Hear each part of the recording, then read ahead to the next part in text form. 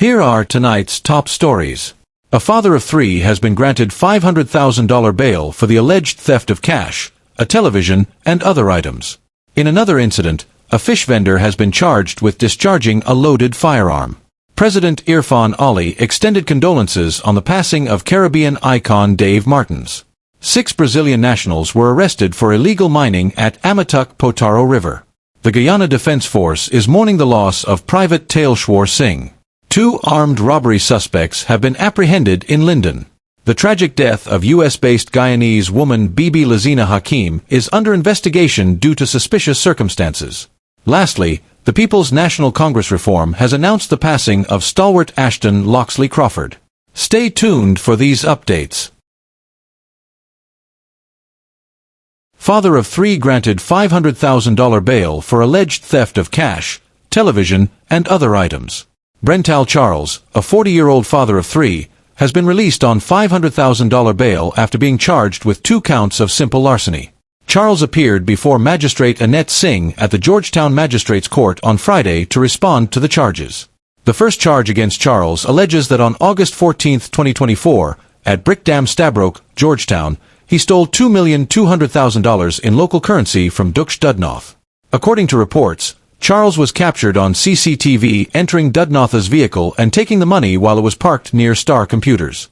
The theft was discovered by Dudnoth upon his return to the vehicle, and he promptly reported the incident to the police, leading to Charles's subsequent arrest.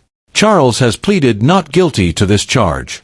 The second charge states that on August 1, 2024, at New Market Street, Georgetown, Charles allegedly stole several items from Siddiqui Wahhab's minibus while it was parked outside the Georgetown Public Hospital Corporation, GPHC. The stolen items reportedly include a television valued at $100,000, 3 amplifiers worth $300,000, 4 speaker boxes valued at $68,000, and $10,000 in cash, totaling $478,000. This incident was also captured on CCTV.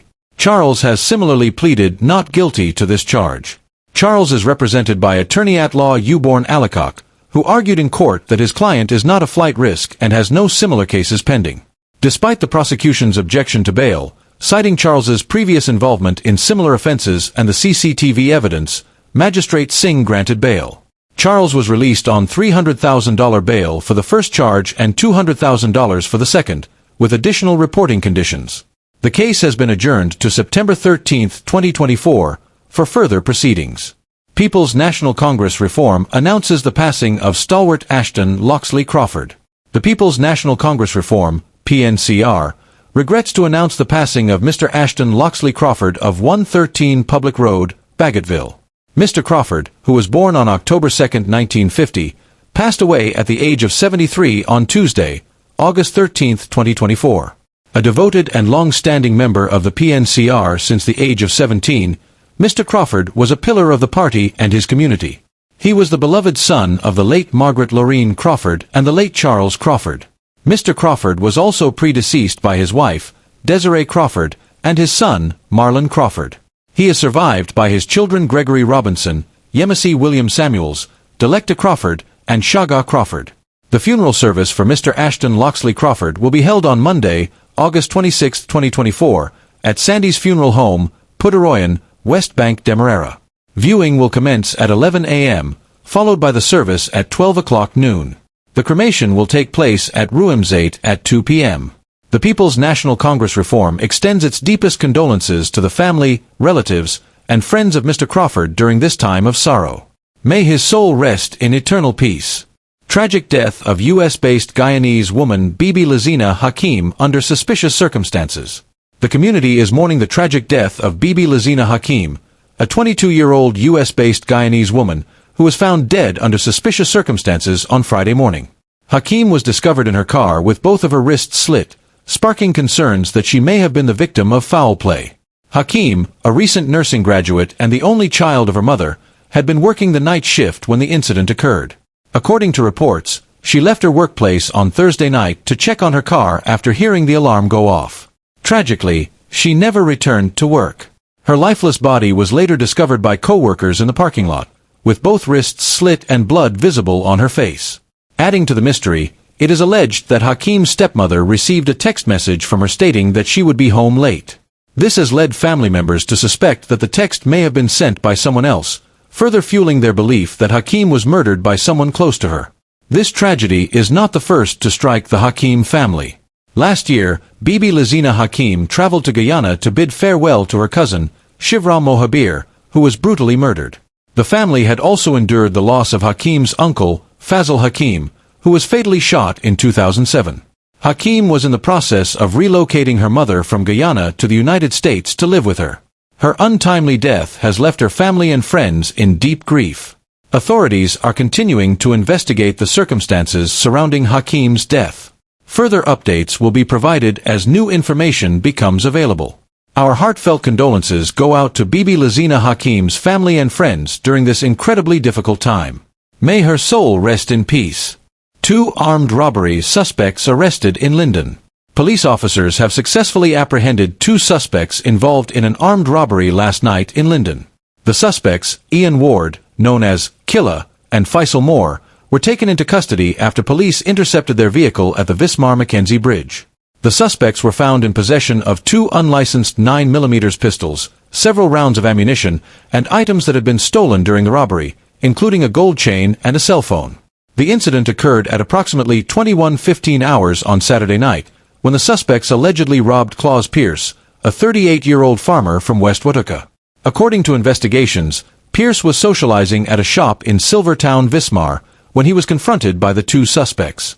Faisal Moore, who was dressed in a blue and green jersey and unmasked, pointed a handgun at Pierce, while Ian Ward, dressed in a blue polo jersey and white jeans, pushed another gun to Pierce's abdomen and began searching him. Moore reportedly snatched the gold chain from Pierce's neck and took his Samsung Galaxy cell phone before the 2 fled the scene.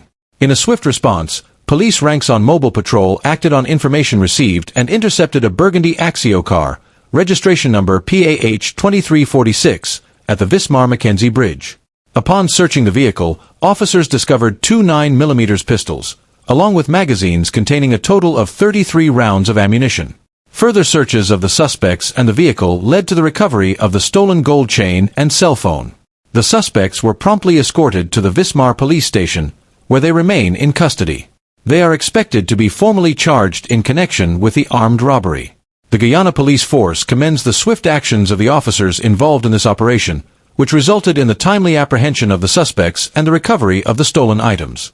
This arrest underscores the force's commitment to ensuring the safety and security of the citizens of Guyana. Guyana Defence Force mourns the passing of Private Taleshwar Singh.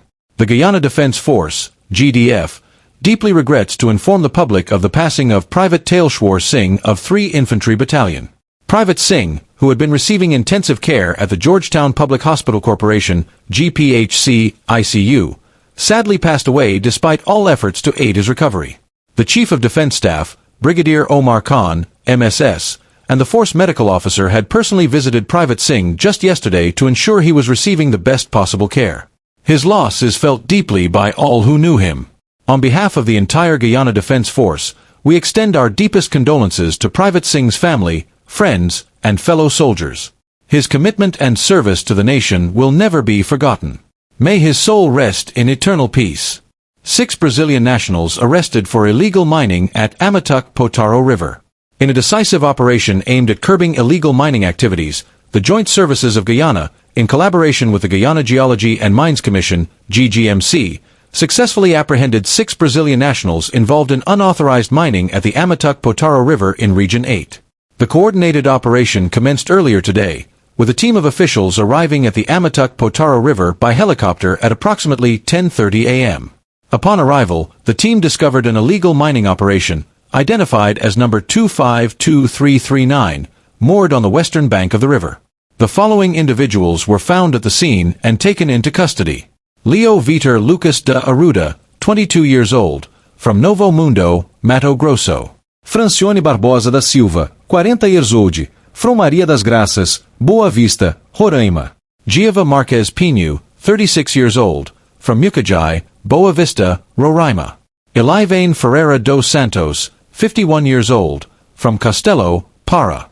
Silvania Andrade de Oliveira, 45 years old, from Boa Vista, Roraima. Dimason de Silva Rodrigues, 36 years old, from Boa Vista, Roraima.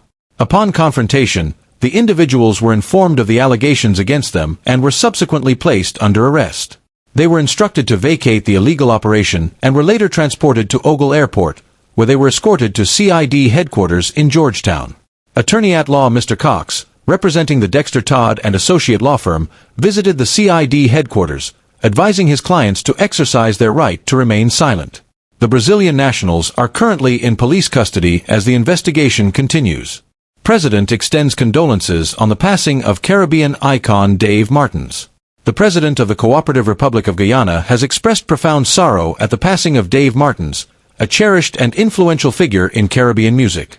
Martins, best known as the leader of the renowned Tradewinds Band, was celebrated for his ability to capture and convey the essence of Caribbean identity through his music. Dave Martins was not just a musician, he was an emblem of our Caribbean spirit.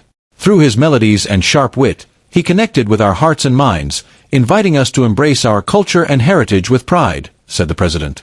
His timeless anthem, Not a Blade of Grass, remains a powerful testament to our nation's unwavering commitment to sovereignty and territorial integrity.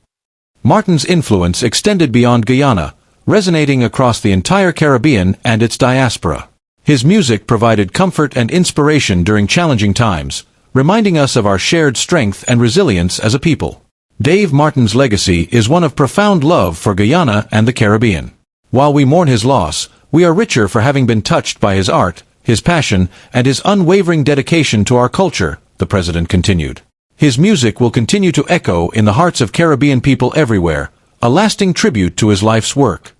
The President also extended his deepest condolences to Dave Martin's wife, Annette, his family, friends, and the countless fans who were moved by his music. Dave Martins may have passed on, but his spirit will live forever in the rhythms of our Caribbean identity, the President concluded. About Dave Martins. Dave Martins was a Guyanese musician and leader of the Tradewinds Band, widely known for his contributions to Caribbean music. His work, characterized by its upbeat rhythms and satirical lyrics, has left an indelible mark on the cultural landscape of the Caribbean. Fish vendor charged with discharging a loaded firearm. A 34-year-old fish vendor from Tuckville, Georgetown, has been formally charged for discharging a loaded firearm in a recent incident at the Meadow Bank Wharf, East Bank Demerara, EBD. The accused, Marvin Blackman, appeared before Magistrate Annette Singh at the Georgetown Magistrates Court on Friday to answer to the charge. According to the charge, Blackman is alleged to have fired 2 shots at Kevin Alicock, who was at the wharf around 4 a.m. on August 10, 2024. Reports indicate that Alicock saw Blackman seated as a passenger on a motorcycle approximately 40 meters away. Alicock claimed that he observed Blackman retrieve what appeared to be a firearm from his pants. Fearing for his life, Alicock ran as Blackman allegedly fired in his direction. Fortunately, both shots missed the intended target. Following the incident, Blackman was arrested and informed of the allegations, which he denied. A search of his residence did not yield any firearm. During his court appearance, Blackman pleaded not guilty to the charge. His defense attorney, George Thomas, argued that his client has been consistently present for all legal proceedings related to an ongoing case and is willing to comply with any conditions set by the court. Thomas also expressed doubts about the credibility of the victim's accusations, suggesting that they may have been fabricated. In a related development, Alicock was remanded on Wednesday after being arraigned at the Georgetown Magistrates Court on an attempted murder charge. The charge stems from an altercation that took place on the same day as the shooting incident, during which Alicock allegedly assaulted an individual named Benny at the Meadow Bank Wharf, causing him to lose consciousness and sustain head injuries. Blackman was granted bail in the sum of $50,000 and is scheduled to return to court on September 6, 2024.